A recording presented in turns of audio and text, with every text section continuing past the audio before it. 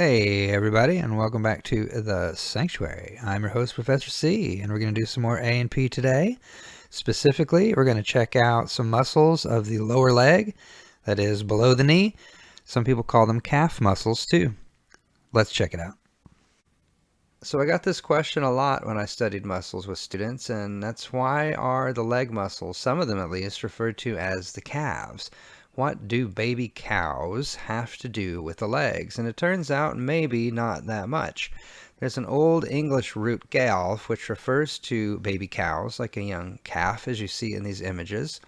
But there's another similar term, not quite a cognate, but it sounds very similar, from the Old Norse, like an Icelandic word, kalfi, referring to the back of the leg. And this is where we get our modern English term calf for the back of the leg. Again, most people are familiar with the ones in the back, and if they talk about leg muscles, they usually mean the posterior ones, like the ones that help you do tippy-toe actions, like you see her doing on the right side of the screen. So let's check out some of the details of these leg muscles. Alright, the most common one you hear about are called the triceps surae, again, sura or sural, referring to the calves, right, the back of the leg. Now I know we had a triceps muscle in the arm, triceps brachii, but now we're talking about triceps surae, and it's broken into two muscles, the red one that's on top called gastrocnemius, and this teal colored one that's underneath called soleus. Both of these will help us do the action you see her doing in the image of standing on tippy toes, also known as plantar flexion. So details for gastrocnemius are origins somewhere on the femoral condyles. On both sides, you can see how it splits up there into two bellies as it rolls around in front of us. And then it's going to insert in tendocalcaneus. Now that's a fancy word for the Achilles tendon. Remember, the heel bone is known as the calcaneus, so there's a tendon that runs back there from the leg to the heel, and it's going to be called tendocalcaneus. Flex the knee, yes it does, but we mostly know this for plantar flexion. Innervated by tibial nerve, branches of sciatic. Let's check out the soleus. Originates on the tibia. There is a structure called the soleal line that I did not point out in my bone lectures, and some of the fibula. Insert same place, tendocalcaneus, as you can see in the image. Plantar flexion is the only action of soleus that we need to worry about, and innervated similarly, but tibial branch of sciatic nerve. Okay, popliteus. Again, when you talk about the popliteal region, you're talking about the back of the leg. So popliteus, probably the name gives you a hint about its location, and that is where it is, wrapping around the back of the leg. So it originates in the femoral epicondyle, not necessarily the condyle, but I'll put a little arrow here. There's the condyle, but the epicondyle is above the condyle. And then it will insert in the tibia somewhere near the soleal line.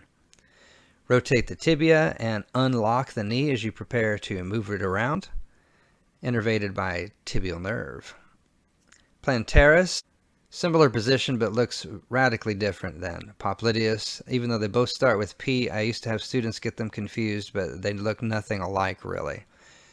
Originates supracondylar ridge, that is the ridge above the condyles. Notice here are the condyles, and it originates superior to that, so supracondylar ridge. Inserts in the medial tendocalcaneus. Going to insert in that Achilles tendon, but on the medial aspect of it.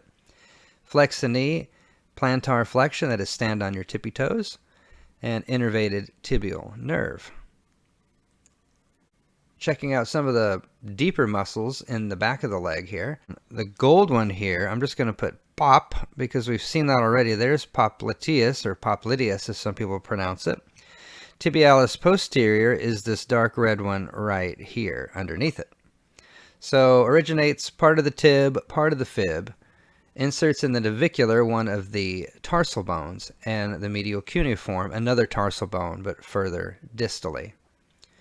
Inverting the foot, that is pulling it in, the sole of the foot pulling toward the midline, and plantar flexion for an action, innervated by a tibial nerve. Flexor digitorum longus, I can write right here. This is flexor digitorum longus, FDL, the green one there on the left side of the screen.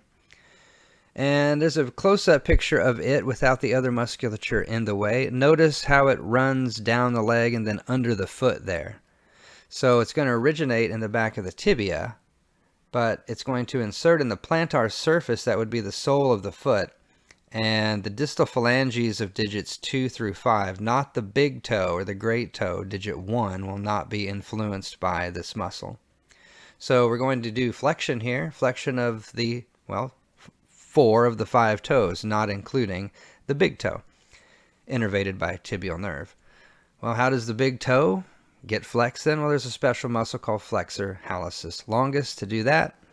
And in this picture, I can put flexor hallucis longus, FHL, is the blue guy right there.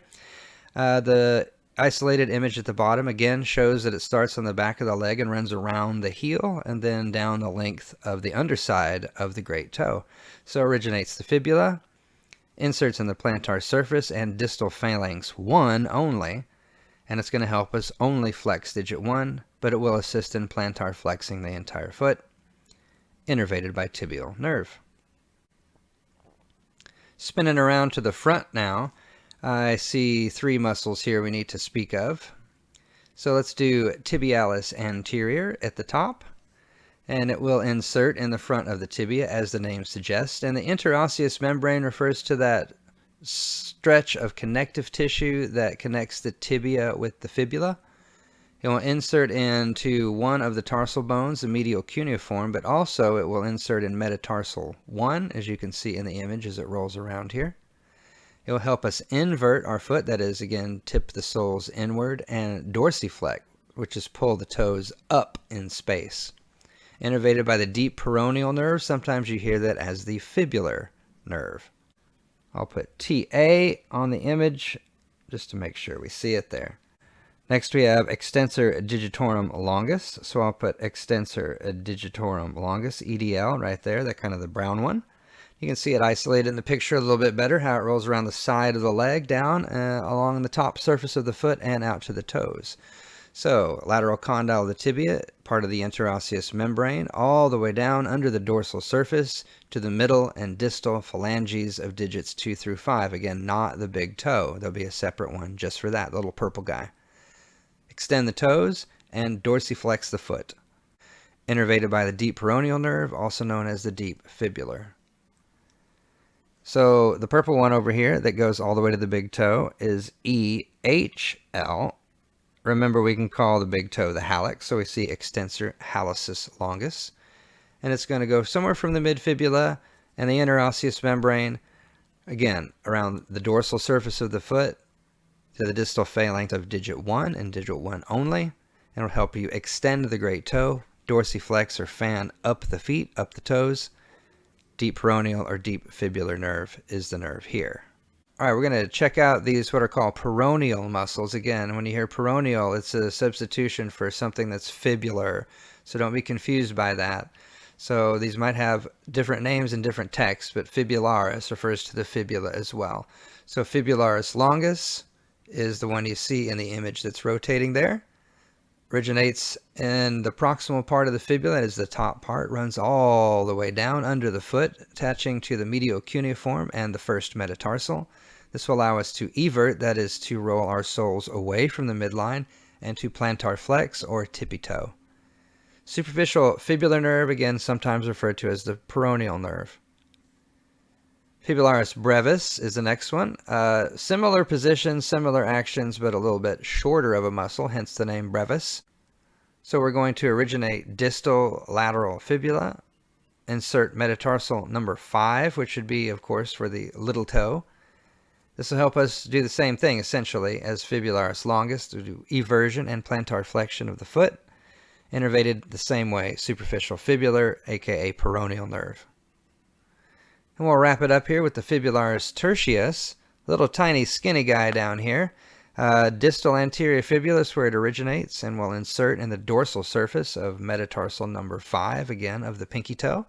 It will help us do eversion of the foot and dorsiflexion, innervated by the deep peroneal or deep fibular nerve. All right, hope you enjoyed that talk on the leg muscles. Thanks for watching it all the way to the end if you did. Check out some other videos in the series if you want to learn more about A&P. See you for the next one. Bye-bye.